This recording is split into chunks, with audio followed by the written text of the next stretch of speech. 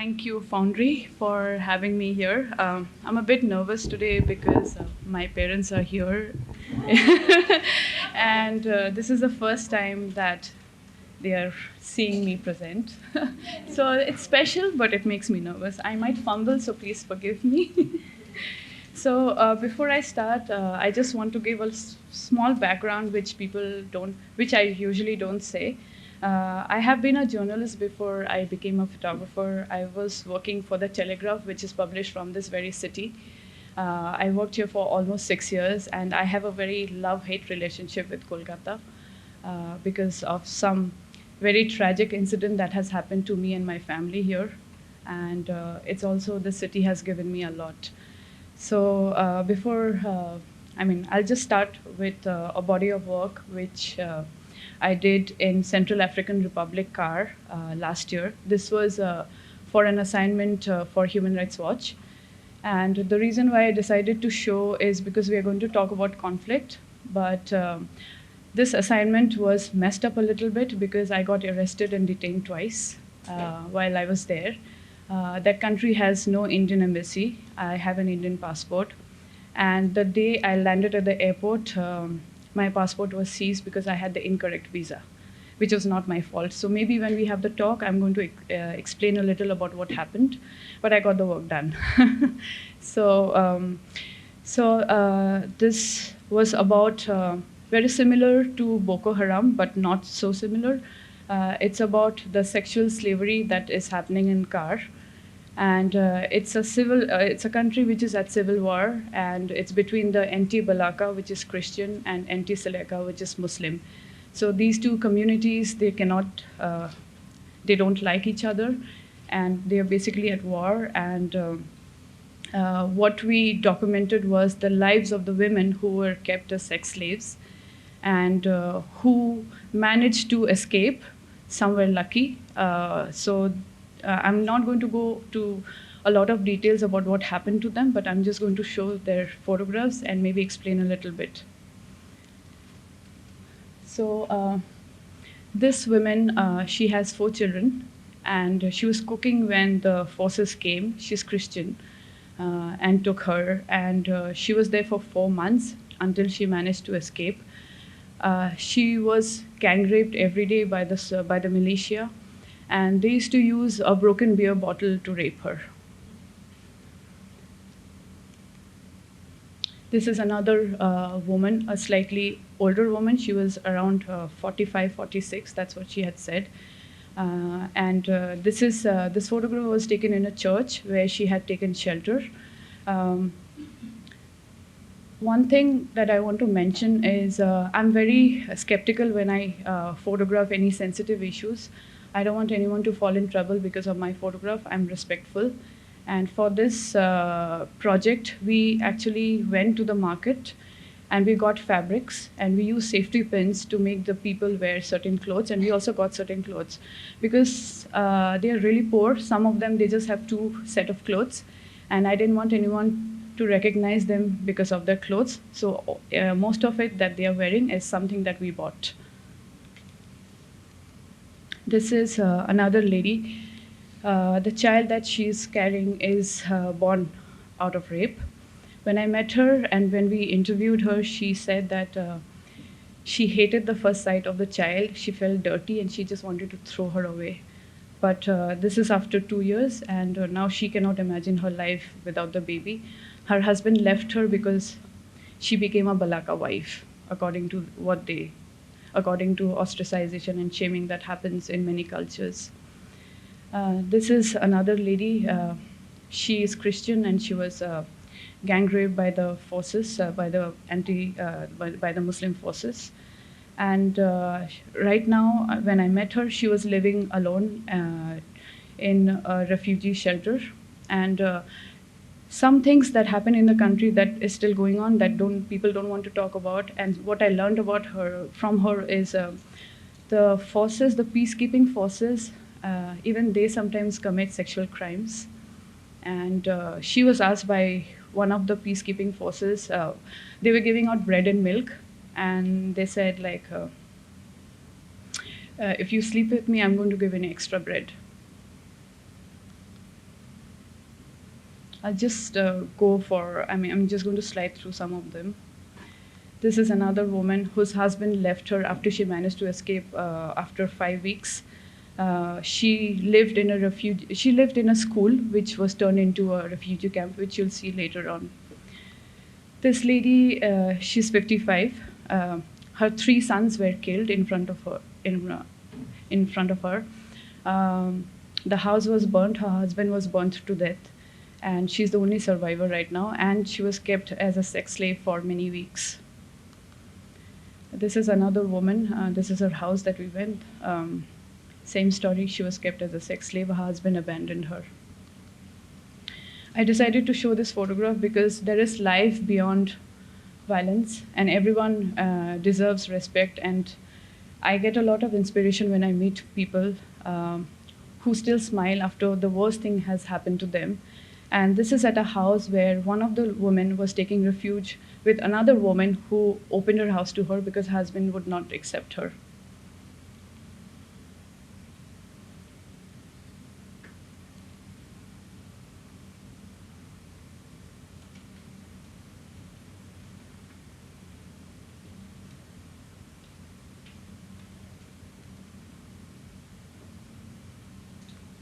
This is at a village outside Bangui. It was like a 2-hour drive. This is the school that I had mentioned, which was used as a shelter. And this is outside the school where they would cook. And you can see the UN peacekeeping forces behind. This is the last photograph from that with the UN forces and the goats. I somehow felt that goats were more precious than women there. So I'm going to jump to the next project, which is it's a personal project that I've been working for the last 2 years. This project is on human trafficking in this country, and also including Nepal and Bangladesh. There are 3 forms of trafficking. There is sex trafficking, which everybody knows about, and it's a global issue. It happens everywhere. There is bride trafficking, where girls from the eastern states of India, because women are not killed in these states, the women are trafficked and sold to northern states like Rajasthan, North Uttar Pradesh and Haryana, because the male to female ratio is really less, so they are sold as brides. And the third is domestic servitude trafficking, where tribal girls from different states of India are trafficked for domestic work, and they're trafficked by placement agencies, which are basically traffickers. The reason why tribal girls are only trafficked for domestic servitude trafficking is because they are dark-skinned, they are skinny, so there is racism even in the sex trade, and their value is less. Their value would be $600 to $700. Sex trafficking would be more when you sell a girl. So this is in Bangladesh. This is near a village near Narayanganj.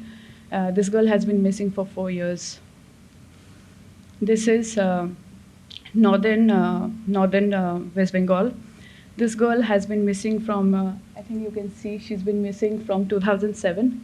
And if you see what's written in the bracket, it's written left school without intimation. This was specially made after a lot of pressure was done by a local activist to the police, because there was no evidence that there is a girl, because there's no birth certificate, and her father could not file an FIR for 10 years almost. So there was a lot of pressure that was put, and the school said, okay, we will issue a certificate which will say that there is a girl who has been missing and she was studying in a school. So this was used to file for the FIR, which is the first information report. This girl, I took this photograph from the police records. She's been missing since a year and a half from nearby her house. This girl, she again has a very different story, because she's been missing for 6 years. Where 2 years ago, she actually managed to go to a PCO. She escaped from the people who had kept her, and she called her family. And she said, I'm here, please come and rescue me. So she was kept in a place called Uri, near Kashmir. and she was being kept by the militants. Or so the police from here actually went, but they could not trace her. So so till now, there's no news of her, whether she's alive or whether she has been killed. This is one of the survivor. She was taken from here, from the Sundarbans area, and she was taken to Pune by a boy who she fell in love. So a lot of things are romantic involvement where the boys, they pose as boyfriends, they wear nice t-shirt, they'll take a smartphone, and they'll go and tell a girl that I really like you, I really want to marry you, and I live in Bombay or I live in Pune or Delhi, will you come with me? And many of the girls, they're really innocent, and they don't know what's outside their community or outside their village. So she decided to elope with him, and she ended up in a brothel in Pune, where she was for 4 years until she was rescued in in a police operation. This is again in Bangladesh. She was promised a job in a beauty parlor in Dhaka, and she ended up in Calcutta in a brothel. This is again a similar story where she eloped with a guy and ended up in a brothel. This is a girl who was taken by an acquaintance, by a neighbor, and she was sold by a placement. She was sold to a placement agency, who then sold her to a family. So what happens is the families in the big cities, they don't know that the placement agencies actually are working as traffickers. They have paperwork. They have a paper and they'll say, okay, this is our paper, this is our logo. You give us 1 year in advance. So most of the salary is like 5,000 to 6,000 per month. So the family is innocent, they are not aware. So they would pay for the entire year. And then the girl is like a slave. And whenever the girl wants to leave, or she's feeling lonely, or she doesn't want to be there, and she tells them that I want to go home, the family would say, but we paid the placement agency, so we will not let you go. This girl, she was, her case is really frightening and interesting.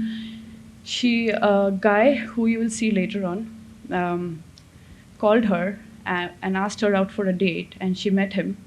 And he said, I want to marry you. You're really beautiful, and I want to take you with me in Delhi. My sister has a house there. She has a sari shop, and I work there. And the next day when she met him, he was with his parents, who were traffickers, elderly man and women. And they came with all the wedding arrangements. Her nikah was done by a qazi. Qazi is the man who got them married. So there are a lot of religious leaders who are also involved in trafficking because they get a cut out of it. And her marriage was done. She was married. And the next thing she knew was she was in a train going with him to Delhi, and then she ended up in a brothel. This girl had a fight with her husband, and she has a son. So she decided to go to her father's house. And she was at a train station when an elderly man came up to her and told her that, where are you going? And then you look really sad, and why don't you have this water? So he gave her Sprite. So in Sprite, there is a medicine called, what's the name? I can't remember the name, but there is a particular medicine which is it's transparent. It looks like water. It has no smell and taste, and these are used by traffickers. So yeah, roofies. Yeah. So she had that, and she has no memory of what happened, including her child was given that. And the next thing, when she woke up, she found herself in a train, and she was on her way to Mumbai. So this, I'm allowed to show the face here because it's a family member. This is a sister of a girl who has been missing for 6 years. The person who most likely trafficked is an uncle. This boy's mother has been missing for many years, and the family suspects that she has been trafficked for sex work. This family, the woman that you see in the center, she was trafficked for domestic work, and she was in a family in North India, She lived with a family. The family was really nice and decent. After 6 months, one day she told the lady that, I have 3 children and I never wanted to come here. I have been cheated and I have been trafficked. So the family took mercy on her. They contacted the local police, and finally they called the local police where she came from, and then she was reunited with her family. So there are few families which are really nice, but there are a lot of families who don't want to do anything because they're like, I have given money, so I want you in my house and you have to serve me. So there's a parents of a girl who has been missing for 6 years. This is a house of a woman who was trafficked. She was a mother, and when she came back, her husband suspected her and did not treat her well. This is a firebrand woman. I really love her. Um, her name is Gulzaha. Her daughter was trafficked by an acquaintance, by a neighbor actually, and she suspected him. So she and her son beat up the guy into confession. And the guy said, well, we took her to a hotel and sold her off in Delhi. So she and her son actually went to the hotel. The girl was untraceable. So for the next 1 month, they went to every police station looking for her. They did individual raids to motels and hotels across Delhi. They found her. And right now, she works as a local activist. She helps a lot of girls within her community, and she raises awareness about trafficking. This woman's daughter has been missing for 4 years, and when I spoke to her, she told me that she doesn't have any hope that she'll ever come back. This is a bridge. This is a Coronation Bridge at near Siliguri. Siliguri is the one of the hub of trafficking, hotspots of trafficking in India, because it's close to Nepal, it's close to Bangladesh, it's also close to the northeastern state of India. And this is a route of trafficking through this bridge. This is a railway station where a lot of tea plantation workers, they come in the morning. If you go there between 6 to 8 o'clock, there will be a lot of women who come there. There are 7 tea estates nearby, and this is where a lot of traffickers hang out. This is in the Ganga Sagar Islands. It's not very far from here. It's a little isolated from the mainland, and that's where a lot of girls are targeted because there's a lot of climate change happening in that area. The people are really vulnerable, which is easy for traffickers to take the girls. So do you know who she is? Any guesses? Any idea? Somebody say something. Yeah? Who do you think she is?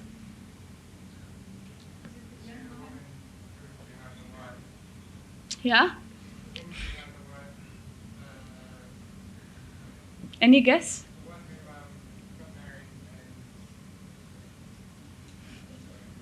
Okay. No, no. This is India's most wanted trafficker. And the reason why I thought this is such an important photograph is because when we think of traffickers, we think it's a Bollywood, vamp kind of, or Bollywood anti-villain, But these are real ordinary people. You don't even understand who can be a trafficker. And this is what I'm experiencing as I'm going deeper in this. These are all traffickers. I took this photograph at a police station in Jharkhand, and I'll come back to Jharkhand and what happened while I was there and what happened after I left that place 2 weeks ago. This is inside a police station. The boy that you see in the yellow t-shirt is the guy who had done the fake marriage with that girl. And he did this with 11 girls within a span of 18 months. Every time he would marry, he would take the girl along with his friends. They would keep the girl at a place before she was sold off. And all of them would rape the girl. He raped all the 11 girls. And he's a father. He's married, and I asked him, don't you feel anything when you, whatever you did? And there's no remorse. This is inside a police station.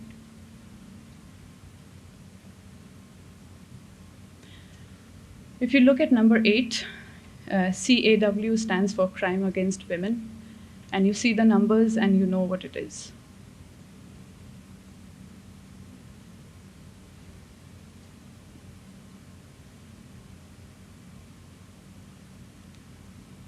This is also inside a police station with an anti-human trafficking task force. So I'm working alongside with them. I'm embedding with them, which is giving me access to what's happening. This is a sketch of a trafficker, woman trafficker.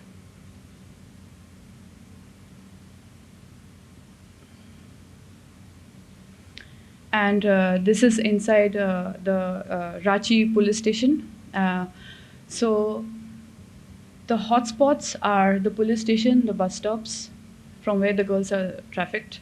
So this police station is one of the hotspots from where girls are trafficked, and there's a constant 24-hour, vigilance that happens, and somebody's constantly looking at that and receiving calls, and they do manage to save some girls from getting trafficked. Also, a lot of traffickers have been caught.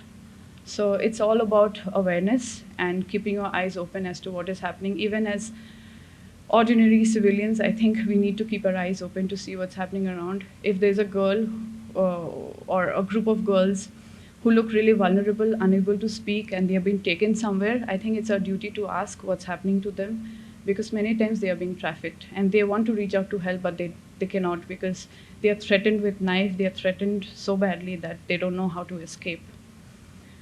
So this is all I brought today. When I spoke about Jharkhand, and when I spoke about the place that you saw before at the police station, there's a place called Khuti where I went this March, and I conducted a photo workshop for the village tribal girls. And these are the first time that the girls actually held a camera. And it was a wonderful workshop which I did with my friend Renzo Grande as a part of the 24-hour project. And we were in that region for quite some time. And there were local non-profits who were along with us, helping us, the village school teachers. And 2 weeks, I think 2 weeks ago, there's a group of non-profit. There's an organization which works at grassroots level. So there were 5 women and 2 men who went to conduct a street theater to raise awareness about trafficking. So some of the people, so the traffickers are within the community. You don't know, you cannot identify them sometimes. So perhaps there were some traffickers and some Maoist militants, I'm not sure whether there is an exchange of money. So they attacked the group. They took them by force with a gun in the vehicle that they had used to come to the village. They were taken to a nearby forest, and the 5 women were gang raped, and the men were forced to drink urine. So why I wanted to talk about this is that not because I went there and I'm a hero, but because a lot of non-profit people who work at grassroots level, they're never recognized. The ones who get recognition are the ones who wear white-collar jobs and go to big UN presentations or travel business class. But these are the people who are really bringing changes. And I think they need to be applauded for the job they do, because they work in very high-risk conditions. So that's all, I think.